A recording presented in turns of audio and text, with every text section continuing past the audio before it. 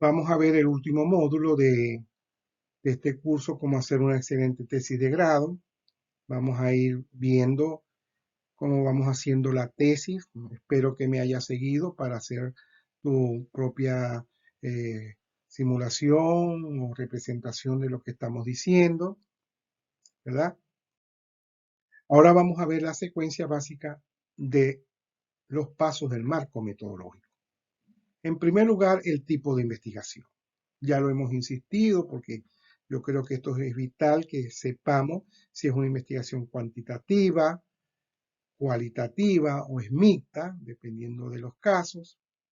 Luego viene, ¿verdad?, el diseño de investigación, que no es más que la estrategia de aplicación metodológica y técnica del estudio. Es una estrategia para buscar los datos. Eso es lo que es un diseño. Y hay muchos diseños. En el campo de las ciencias naturales están los diseños experimentales, semi-experimentales, ¿verdad?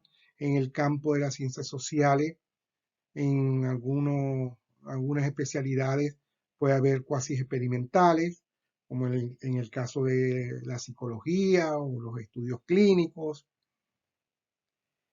estudios relacionados con trabajo de campo. En este caso de ejemplo tenemos el estudio documental y transversal. Es documental porque hemos utilizado el marco teórico, los documentos, los recursos documentales disponibles, y transversal porque se está diciendo que para probar todo esto vas a aplicar la encuesta de una sola vez. Se diferencia de otros diseños como los diseños longitudinales, donde tú aplicas la encuesta en una sucesión de tiempo. En el caso pues de pregrado, por la necesidad que tienes de que tienes un finiquito de tiempo, generalmente son estudios transversales de una sola aplicación. Está la población y la muestra, que le hablaremos en las próximas transparencias. Luego está los instrumentos a utilizar con su validez y confiabilidad. Cuando uno hace una encuesta, una entrevista, lo hace en base al cuadro de variables. El indicador le va a dar la orientación para hacer la pregunta.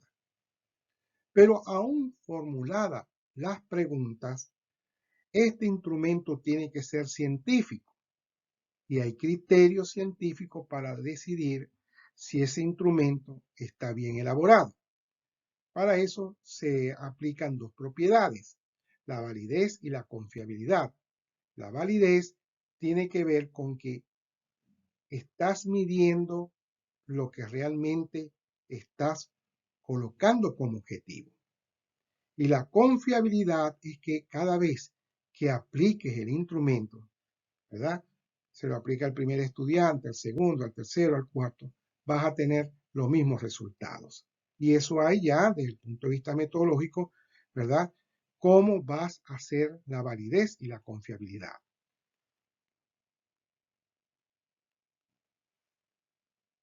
Y colocas en esta parte de la secuencia del marco metodológico forma de compilar y analizar los datos. Ya por el desarrollo de la ciencia y la tecnología, ¿verdad? Ya hay paquetes bastante buenos como el SPSS, que es un sistema de análisis estadístico para las ciencias sociales. Está el SAS, que es más amplio. Y el Excel, que me parece que ha evolucionado bastante bien y es muy útil, por lo menos a nivel de pregrado y de maestría, utilizarlo. Imagínense que en mi tiempo teníamos que hacer esto de manera manual y nos tardábamos demasiado tiempo haciendo los cruces de datos. Ahora, en menos de unos minutos, segundos inclusive, ya tienen los resultados de los cruces, el cruce que tú hayas seleccionado y aplicado. Población y muestra. Esto es muy importante porque a veces, bueno, son formas bastante técnicas pues, de ir abordando la investigación. Pero bueno, hay que saber por lo menos que hay dos tipos de muestras, ¿verdad? Las muestras libres, pero con criterios justificados para seleccionarlas, o una muestra no probabilística. Es lo mismo. Se refieren a lo mismo. Es decir, tú vas a estudiar, ¿verdad? Una escuela, y de la escuela si tienen, pongamos, 700 alumnos, ¿verdad? Puedes seleccionar unos 50, unos 70 alumnos. ¿Con qué criterio? Bueno, los primeros alumnos que aparezcan cada día a la escuela, eso es un criterio, ¿verdad? O los estudiantes que están en las secciones A, C, D, es decir, un criterio que te permita, ¿verdad? Una selección. Y cada vez que lo hagas, hace la justificación. Bueno, eso tiende a tener sus errores, pero bueno, a nivel de pregrado también se justifica tomar muestras para ser aplicadas solo en el caso que estás estudiando. Cuando se habla de muestras probabilísticas, ¿verdad? Es porque se busca un criterio de generalización, más allá del caso particular, más allá de la muestra, para todo el colegio, que sea precisa las inferencias que se van a hacer. Se usan modelos matemáticos, probabilísticos, que parten por lo menos de algunos supuestos, que son importantes. La muestra es representativa de la población. O sea, ¿cómo usar, qué criterio utilizar para que todos los individuos tengan la misma probabilidad de ser incluidos en la muestra? Para eso el aporte de la estadística es vital, es bastante importante. Y sabiendo que es difícil o imposible estudiar una población, entonces empiezan a haber criterios como estimar el nivel de confianza, la probabilidad de ocurrencia de la variable y el nivel de error que se está dispuesto a admitir. Esto es para la selección de la muestra. Pues entonces, no hay que tenerle miedo a la estadística, ya hay paquetes bastante buenos que te ayudan a establecer esos criterios.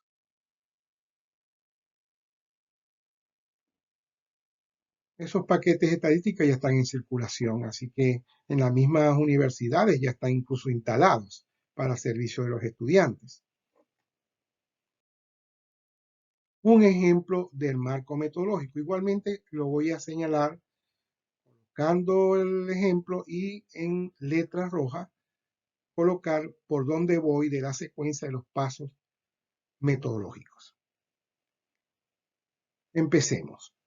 El plan para compilar datos fue el siguiente.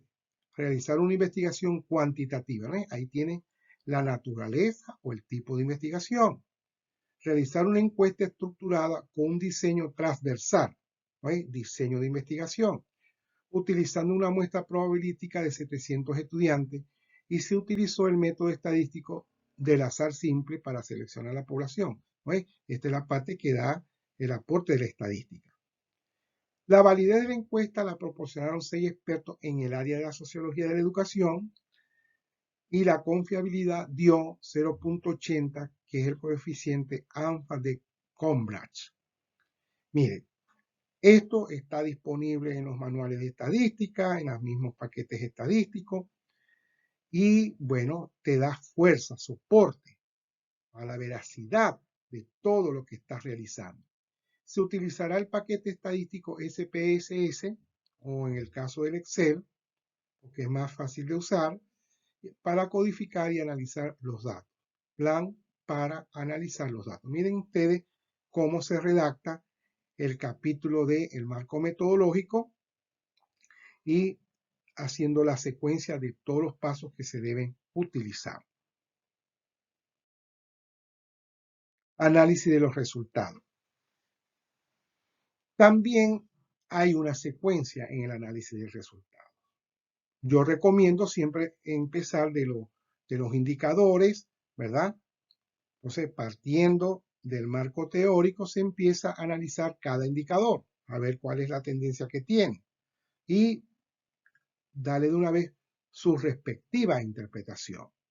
Luego analiza la tendencia de los indicadores en la dimensión respectiva y luego analiza la tendencia de las dimensiones en la variable correspondiente. Analiza la tendencia de la variable independiente y de la variable dependiente. Establece qué tipo de relación se da entre las variables, si es causal o de correlación o de simple relación. Constata si la hipótesis queda verificada o rechazada. Esa secuencia es importante tenerla porque a veces uno no sabe, ¿verdad?, que uno puede ir de los indicadores, dimensiones variables, haciendo los promedios de promedios correspondientes. De un dato no puedes llegar a la variable, tienes que ir viendo las tendencias. Y bueno, si están las proporciones de que hay bajo estatus económico vinculado a los alumnos que tienen bajo rendimiento, pues entonces queda aprobada la hipótesis. Si no, se rechaza.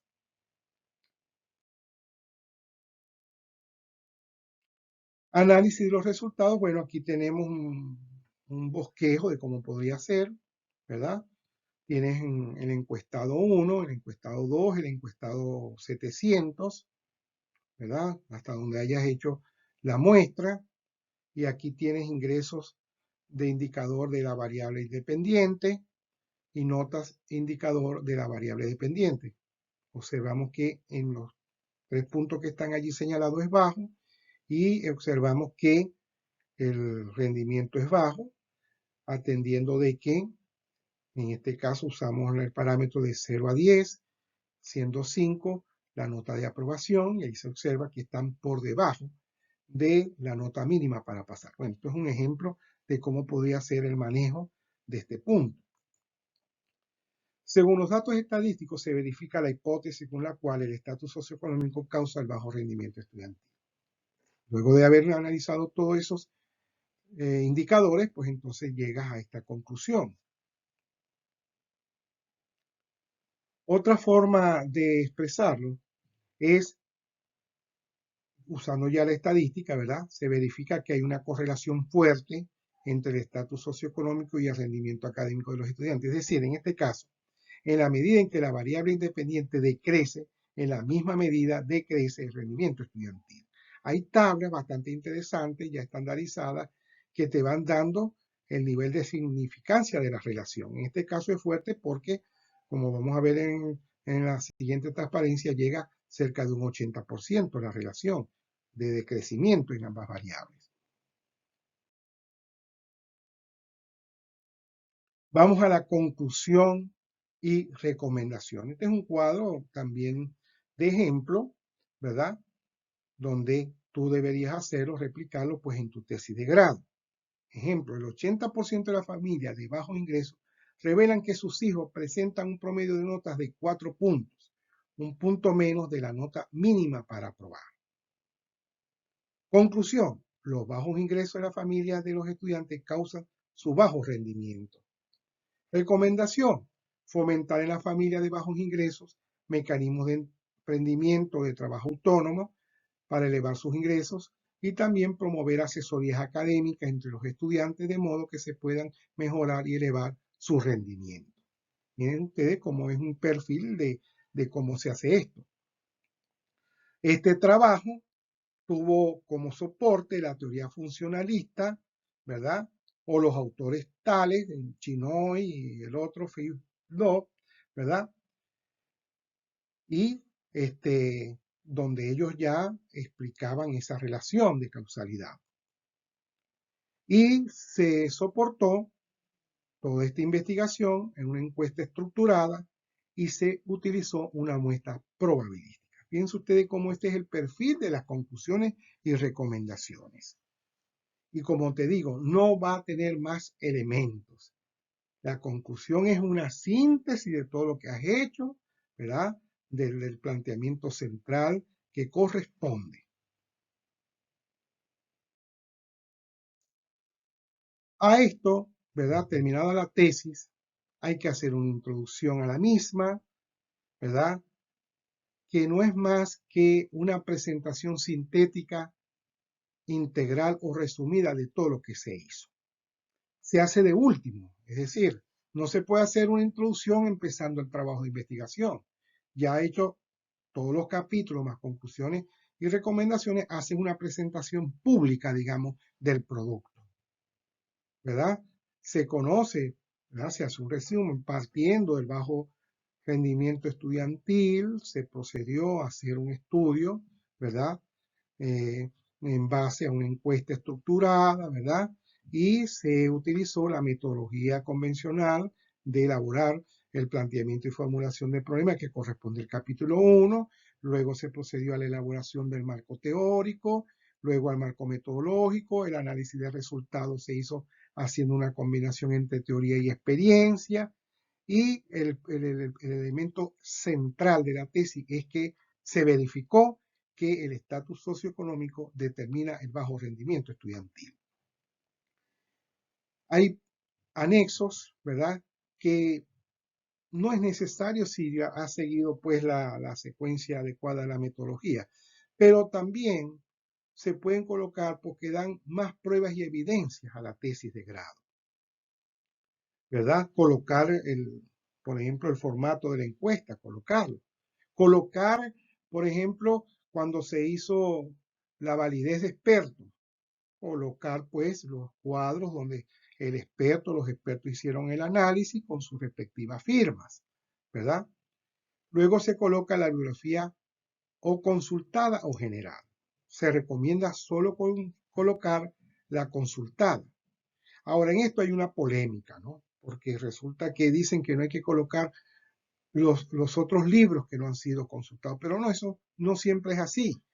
Mira, el esfuerzo de buscar una bibliografía general del tema es bastante importante. ¿Y por qué no se puede colocar? Pregunto yo. Eso te da, ¿verdad?, también un indicio de la seriedad con el cual se abordó la tesis. Luego hay un resumen que se presenta, ¿verdad?, al principio, ¿verdad? Una otra síntesis más, más concentrada de la tesis que se hizo. Se puede colocar, ¿verdad?, los datos bibliográficos que corresponden y luego, bueno, luego de haber estudiado, ¿verdad?, el impacto de la condición socioeconómica en el rendimiento de los estudiantes, ¿verdad?, utilizando la siguiente metodología: una encuesta transversal, una muestra probabilística y un tipo de estudio de carácter cuantitativo, se concluyó en esto. Así de sencillo es el resumen. Eso generalmente se coloca pues en los grandes astras que se publican por internet, ¿verdad? En donde uno, cuando va a hacer una investigación, generalmente acude a los resúmenes o a estos astras, ¿verdad?, para saber por dónde se está moviendo el estudio.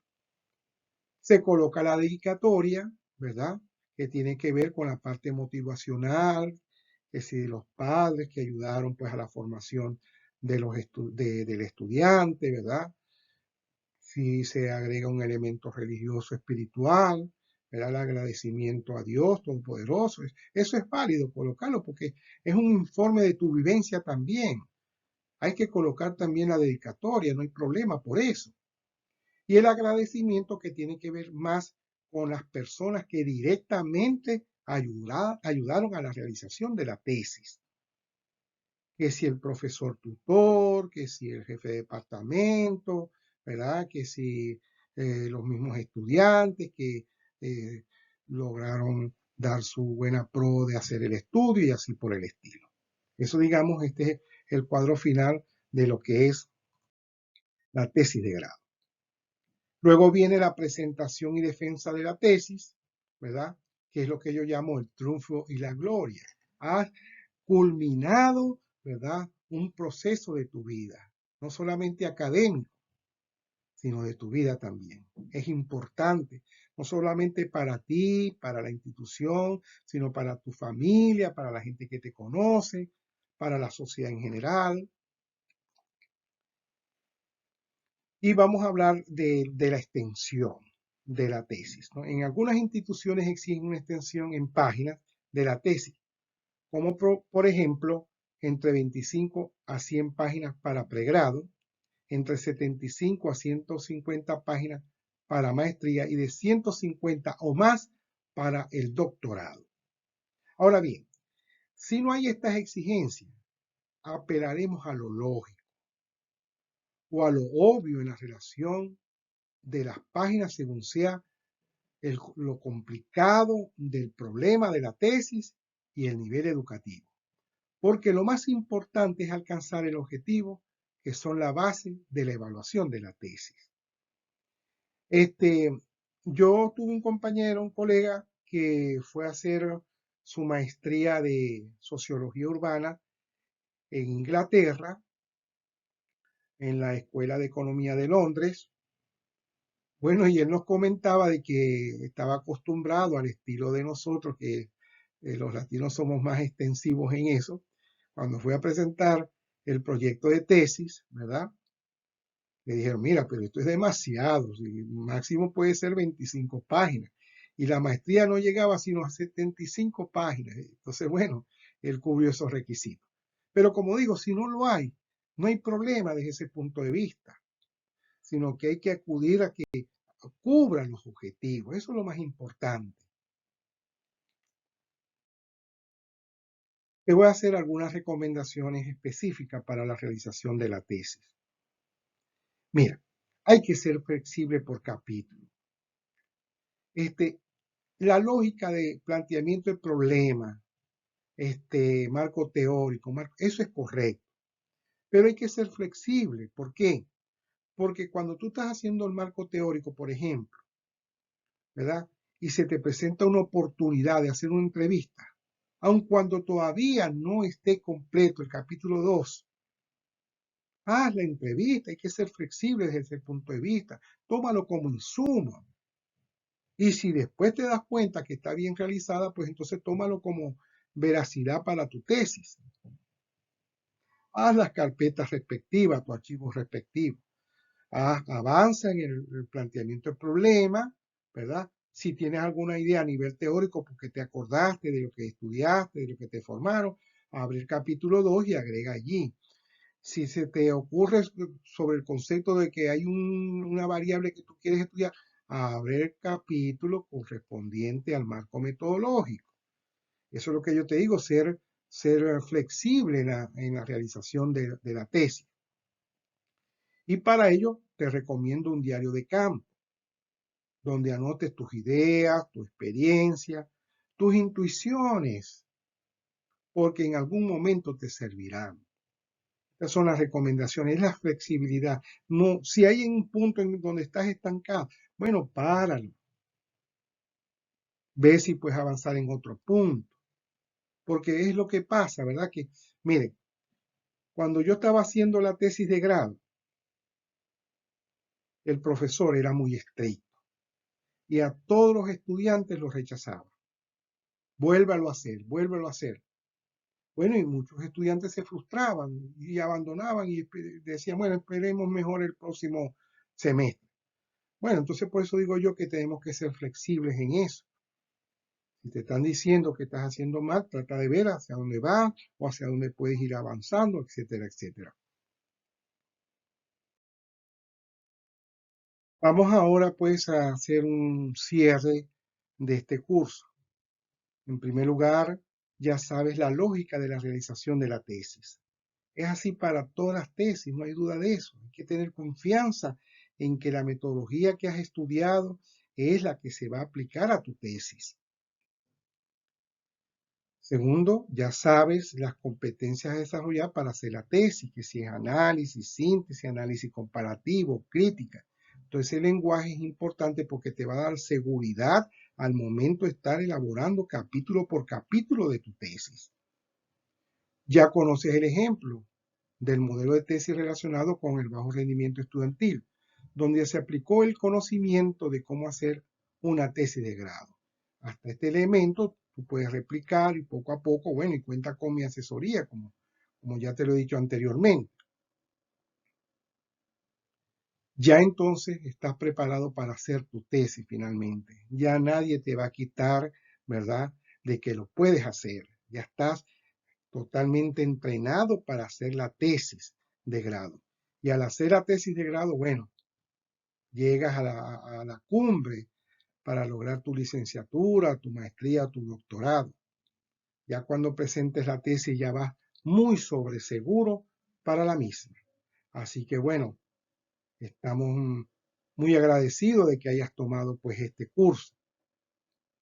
Finalmente te quiero comentar, ¿verdad?, que si necesitas directamente mi asesoría para que realices tu tesis de grado, yo te asesoro ya, estoy disponible, yo estoy jubilado y estoy dedicado a la presentación de las asesorías, bien sea en forma presencial o por vía internet.